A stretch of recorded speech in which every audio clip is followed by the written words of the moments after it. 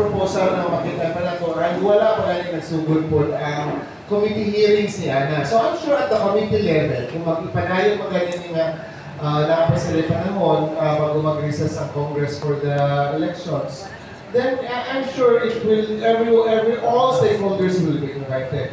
Employers groups led by ECOP maybe will surely be invited. Workers groups will surely be invited. The NEDA will be invited to, for sure, DTI, Department of Labor and Employment, NWPC, no? So, tanan nga may mga kalabutan or maapektuhan ni Ani ng mga desisyon, imbitahon din na, ipakayuan din na po the opposition paper na ay mga studies ang mga academe, I'm sure with this, na imbitahon po sila. So, everyone will be, I'm sure, will be heard on this. So that positions, fears from the employers, no, expectations from the workers, no, effect on the economic development of our nation, kung maupod na ang mga dapat mga tanawon doon, and if ever that it will really be legislated, wala pa tayo balong nilagyan ilang po i-approve kung sakasakali na ito sa pagawas, kahit tungod nga kani pang-discussan pa. The proposal is there. It's not only 200 actually. Ang ubang proposals mabot ang below 750. The Senate actually has already passed for 100 pesos. No?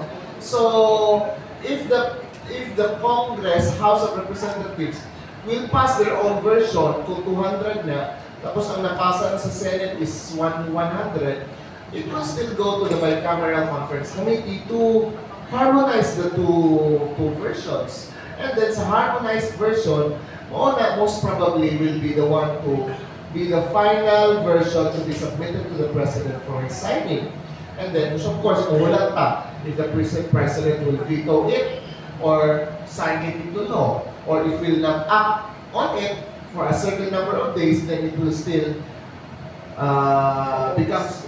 become a law. Diba? So, and on that part, kung unsa may mabalaod pa na, o pila man ang mabalaod ni Ana, sa akong giingon na, balaod naman na, on the part of DOLE, because naman kita sa executive department, ang atong role as DOLE is implement pa ng balaod, wala po nila in choice, Ana, option, kundi i-implement din na itong balaod, kung ano siya.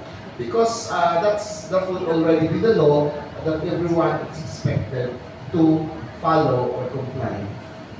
Last on my part.